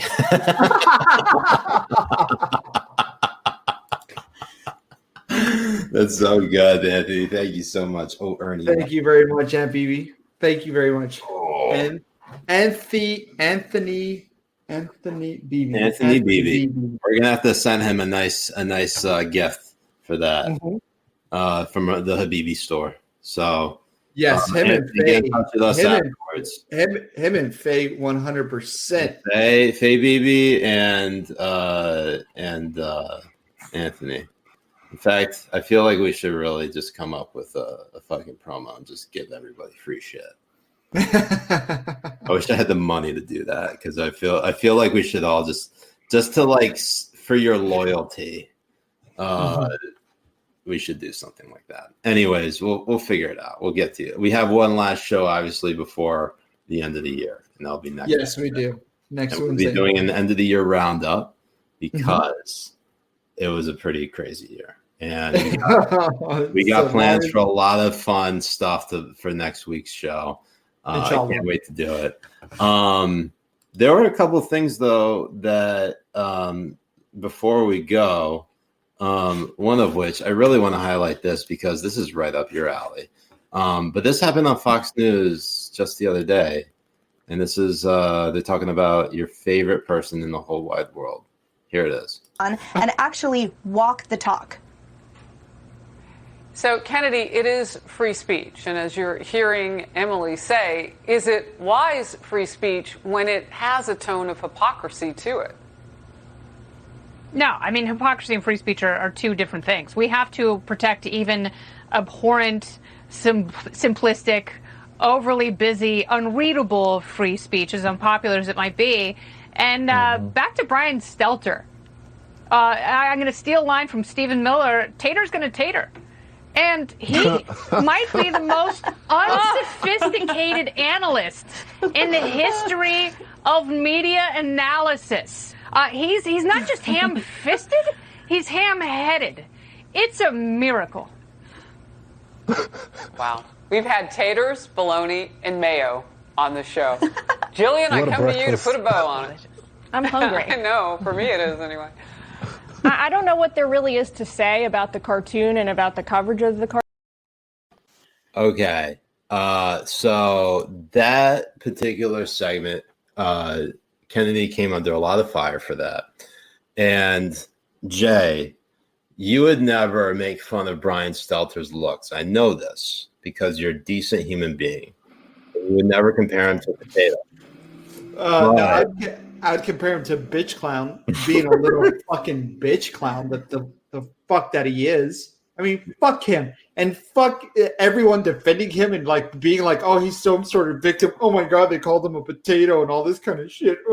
This guy makes 6 fucking figures, okay? He doesn't need you to go and defend him and shit. These fucking journalists like to jerk each other off. They're all part of this fucking group of like who's in and who's out and all this kind of stuff. They go and attack. CNN goes and attacks journalism from Fox every fucking day, and Brian is the number one person who goes and does it.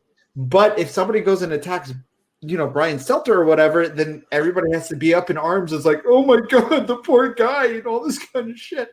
He is the sleaziest motherfucking person ever to fucking exist. He is some piece of garbage. I fucking hate this guy so fucking much. I think more people need to be able to be out there calling him a fucking potato and calling him what he fucking is. He is a fucking shit stain. He's a shit stain on journalism, and he's a shit person, 100%. Yeah, but do you have to be making fun of his appearances, though? Fuck him. He's a fucking potato piece of shit. Like, his appearance. Oh, the poor guy. The guy makes 6 figures. Who gives a fucking shit? I would argue he probably makes more than that, honestly. Probably. But what I'm saying is like makes fun of his appearance. Who gives a fuck, man? Who gives a shit? If I was making the type of money he was making, I would take my shirt off in the fucking thing and be like, you call me any potato you want. I would rub all potatoes all over my body and shit too. I don't give a shit. Fuck him. Fuck him and fuck his feelings. Like it's amazing how people are like, oh, you can't say this about somebody's appearance. You can't say this about somebody. Well, look, the guy's a piece of shit, okay? Not only does he look like a potato, he looks like a fucking big-ass shit that Ern does in your backyard. That's what he looks like. Ernie doesn't take really big shits, but anyways, there he is. You can see how messy my room is. Oh, where is he, Ernie? Oh, uh-oh. Is he going to be doing some humping on the stream? That he wants to. He's like, don't look at me. Don't look at me. He wants to. There he goes. He's doing it. He's doing it. About it. He's gonna do it. He's gonna do it. You have the Habibi's blessing.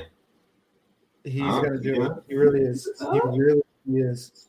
He is doing it. No. He is doing it. He's not doing the Habibis. I'm sorry. I don't know what to tell you. He's doing it. He's doing it. He's gonna do it. There he is. He's gonna do it. Look at him. What's up, buddy?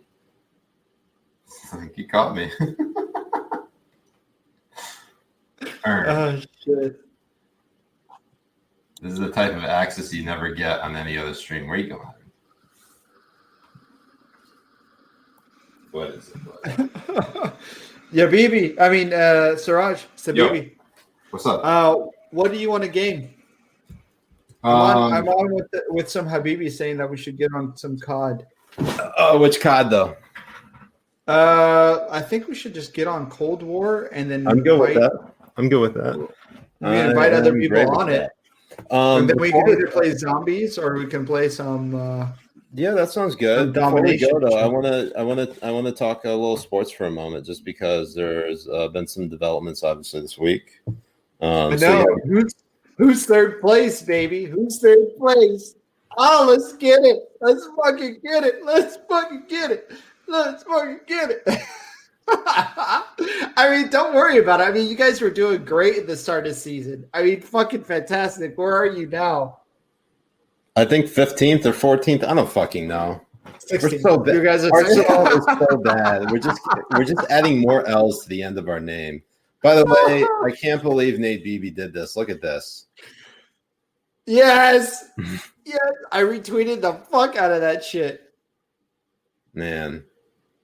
What's really bad is that you can tell from that it's very blurry, so you can't see my how sculpted my abs are. Like a Greek god. Like a Greek guy. You just see you literally see a T of hair going or a cross. You have a Jesus's cross going up and down.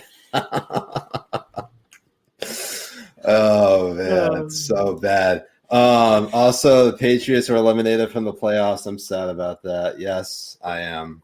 I was a little bit more. I had very low expectations for this team because you lose the GOAT and Tom Brady, you replace with Cam Newton, and I have newfound respect for Cam Newton. He fought hard. He wasn't a distraction at all. Right, he really wasn't. He didn't make it about himself. He simply just went out and played as hard as he could, even if he doesn't have the weapons. He might have lost a step or two in his game, and it shows. I mean, there were a lot of the Patriots have more opt-outs from COVID than any other team, and they got fucked by COVID when Cam Newton got it before the Chiefs game. So, there were a lot of games that they could have turned it around, but it is what it is. They missed the playoffs, and I honestly hope they keep him next year. I hope they do too, and I hope they get some fucking weapons because I really want Cam to succeed. In other news, the college football playoff was decided with the top four being Alabama, Clemson, Ohio State, and Notre Dame in that order from 1 to 4.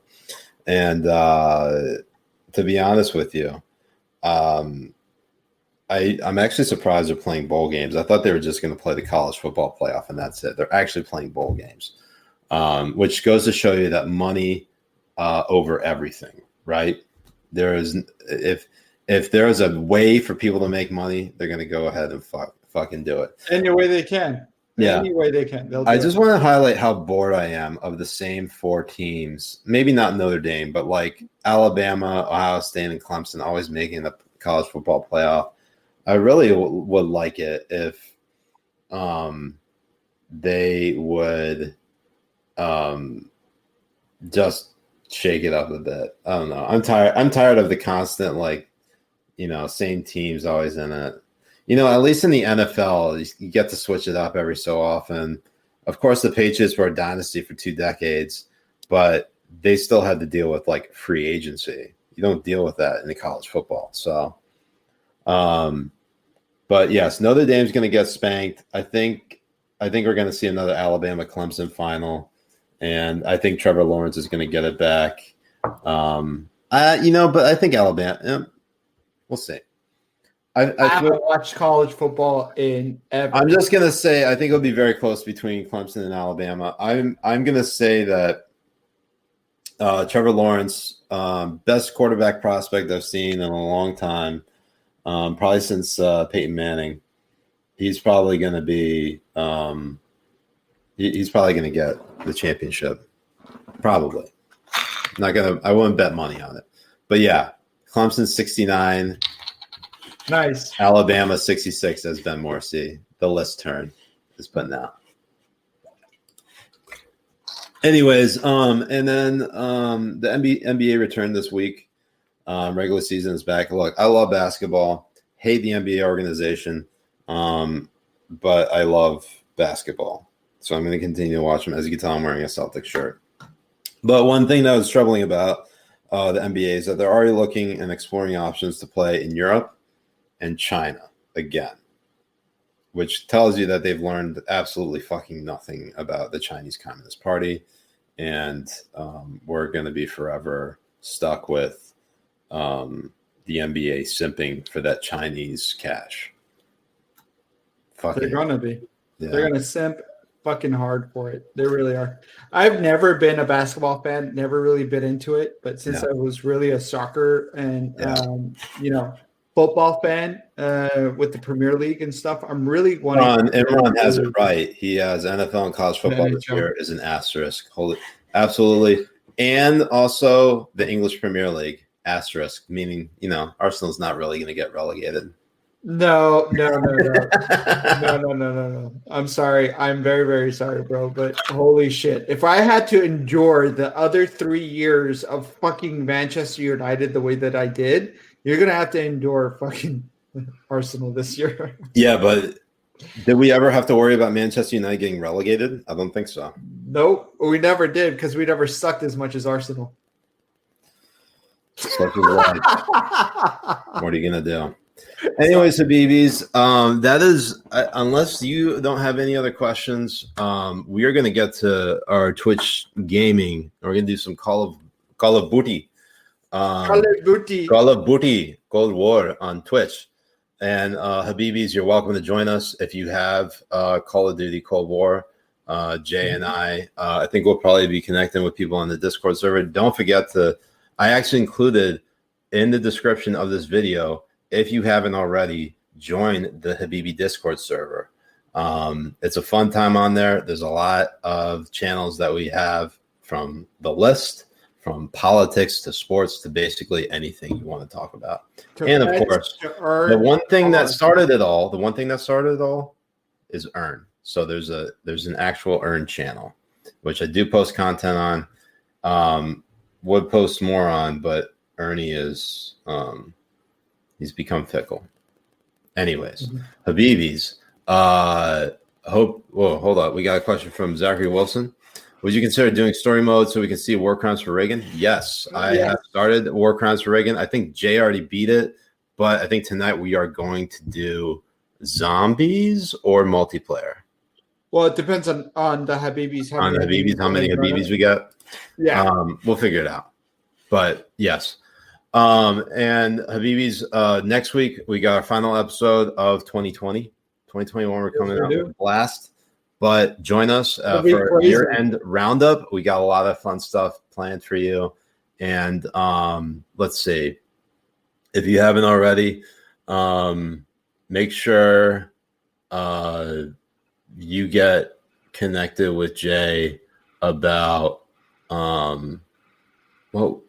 your workout thing, Michael's workout thing. Yes. Are you still working on that?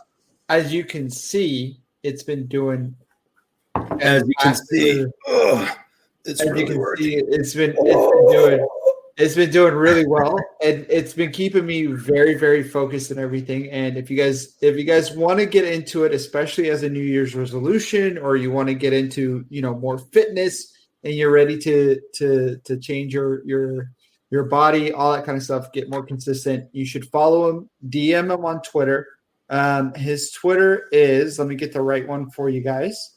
It is MJ8, Mr. J. Mr. is spelled out, J880. You can DM over there, and he'll set you up with workouts, with making sure that you have the right diet working for you, depending on what you want. And it's been working out really fine with me. He's always open to answer any questions you have on fitness, all that stuff. So go follow him, go DM him. It's Mr. MISTERJ at 880. And yeah, it's been doing great. I really been doing great. I've been sending Siraj some shirtless pics and stuff on how well it's been going. He's been very good about it. He can let you guys know. Yeah, they've given me a stiffy every single time. Hell yeah, that's a lot. Yeah. That's so Habibis. For those of you who are going to sleep, thank you so much for joining us. To the Habibis who are joining us on Twitch, we'll see you there in a few minutes. I've been Siraj Hashmi. I've been Mujahed Kobbe. And we are the Habibi Bros. Habibi Bros. Jesus. Habibi Bros. Thank you so much for joining us. Merry Christmas, Happy Festivus, Happy Hanukkah, and Happy Holidays to all the Habibis. We'll see you guys next week. Peace there. Assalamu alaikum wa rahmatullahi wa barakatuh. Wa alaikum assalam wa rahmatullahi wa barakatuh. Peace.